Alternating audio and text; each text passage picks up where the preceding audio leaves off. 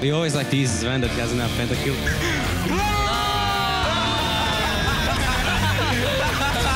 I'm sure he's like low-key salty. I can be the best jungler in Europe, if not already. But Ignar's still alive! Maxlore is gonna take down Shook! What an absolute mess of a fight! With the summer split being more important, I think that a lot of teams will step up as well. The big outplay dodges the hook! He's gonna rat-a-tat-tat and spray and pray 3 members! I think we're gonna come out the gate a little stronger than we did last time. Few more seconds, steal back finally goes down! Senkax gets his kill!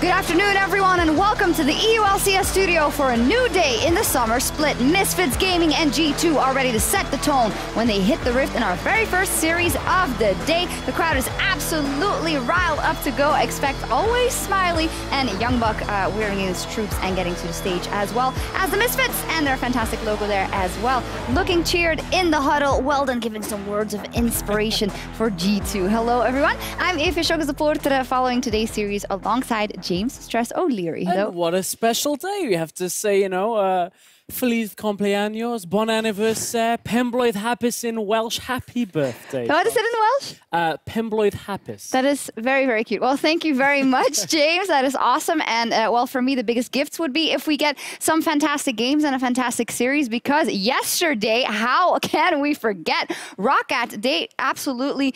No, I don't say absolutely demolished, but they definitely put up a great fight, and they beat Fnatic, the Kingslayers, back at it again. Yeah, Rockat's blue shell powers activate for the second time this season. It was G2 in the spring split, now Fnatic they take down at the top of the group. And Roccat, I mean, you can't really take anything away, especially from that third game. Players like Hyanan, Wadid, all looking on top form.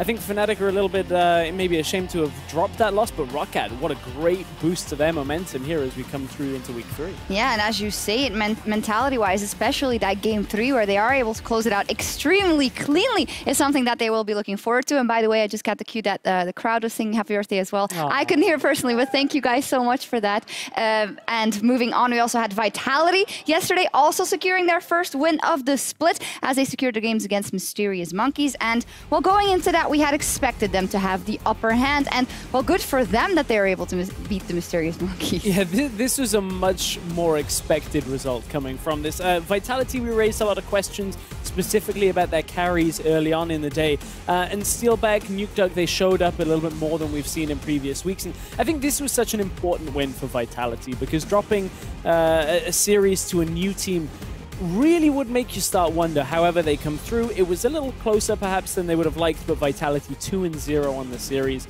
close out the win over the Monkeys. Yeah, we heard from both Joko and Kabashar there speaking with us with the crew, and they seem to be hopeful. Obviously, this win might probably set them on a good path, and if we look at the standings, it's giving them their very first points. So if you look at Vitality and Roccat, and I want to ask you specifically, where do you see the most promise after their first victory yesterday? I think it's got to be in Roccat, and I don't know whether it'll be the start of a 6-series win streak like it was in the spring split. It is known. But certainly a win over the group leaders of Fnatic is nothing really to sniff at. I mean, if they're the only team at the end of the first round robin that have done that, then that's a significant feather in their cap. Definitely so. We'll see if they do turn it into a winning streak, but we're going to take a look at the matchups for today. 4 top-tier teams are battling it out on the Rift. Misfits Gaming versus G2 up first, and then Splyce versus Unicorns of Love. So last week we kind of had the absolute top of the top versus each other, and now we have in Splyce and Misfits both teams that are expected to rise above and being able to show us something. Maybe your birthday, but I feel like I've got a bit of a gift being able to cast Splyce versus Unicorns of Love later. The team fighting style of the Unicorns, the 1-3-1 we've seen seen out of Splyce coming back into fruition. I think that's going to be a really good clash of styles. Definitely so, but this one also is going to be very, very good. Misfits versus G2, and Misfits Gaming, they are aspiring to be one of the best teams in the EU LCS, and with that, this series against G2 is very much a chance for them to prove that they belong at the top, because even though they might not be at the top of their performance yet or whatnot, this is such an important series to show where exactly they need to improve, or if they perhaps can take it. Yeah, and we've talked so much about how Misfits on this year-long path are looking to get to Worlds, and well, I guess there's one team you kind of have to face on the way to Worlds to prove if you want to represent Europe, and that's G2. And as you said, now we get to see where exactly this building phase of the Misfits is going, because they had been in a slump since about the second half of spring. They were doing well before that, but now, with the improvements we've seen from Maxlaw, a little bit added additional strategic play in the last couple of weeks, I think this is the right time for Misfits to prove if they're worthy of representing Europe or not. We're a long way out, but still, it's a great start. Definitely so. And you talk about Maxlaw last week, he had that great quote where he said, if I'm not the best jungler in EU already, and he's looking to kind of give that power to the rest of the team. So you've known him for a long time. You've known him from the UK scene as well. Where is he at right now at this point? Not the best jungler in Europe. I'm sorry, Maxlaw. We've put a big spotlight on you on this. You put one on yourself. Unfortunately, I think when you look at players like Trick, Jankos, and even Xerxes, who came in last split, they're more well-rounded. I think Maxlaw, there's two key areas that I want to see him improve, and that's his early game impact. In some games can be lacking, and also his mechanics at times. We saw Shook outsmite him around the Baron twice in one game last week, and I think if he can improve on those things, there's no reason why maybe in a year's time he could be looking to claim that title of the best jungler, but he has some stiff competition in front of him right now. Yeah, Daddy does. We will be tracking those two things, you and me, as we go forward in watching this series, but you mentioned it, stiff competition and up versus G2 and Trick. And well, G2, that's a team that's consistently become better since they first joined the EU LCS, and now they are kind of in a rough patch a little bit because they didn't have all the training they might have wanted, and they've also said, we're not so sure about the patch yet. We don't know exactly what is super strong and what isn't and what works for us, and the Lucian comes to mind. Yeah, absolutely. I think that is what has to change within the last week of extra practice for G2. Whether it's completely deserting the pick or being able to utilize its early game strength and then side push, I think that could be something G2 may have looked at, but I don't think there's any shame if they say, okay, the Lucian didn't work. Let's go back to the Orianas, the Syndras, the picks Perks is known for, and then just go back to what was working, because the meta hasn't changed so significantly that you can't just play what they were playing around the MSI time. And I think this, honestly, is the right time for G2 to be showing they're back on top form. Well, they'll be wanting to show it. Obviously, they lost that series versus Fnatic last week. Then Fnatic yesterday got beat out by Rocket. So how big of a chance do Misfits have in this one, and where's it going to come from? I'm anticipating that G2 should be on top form, and it should be a 2-0. I think if there is one area for the Misfits, it could be that middle lane, if it still hasn't solidified in the mind of Perks. Power's been playing really well. Power's been playing great.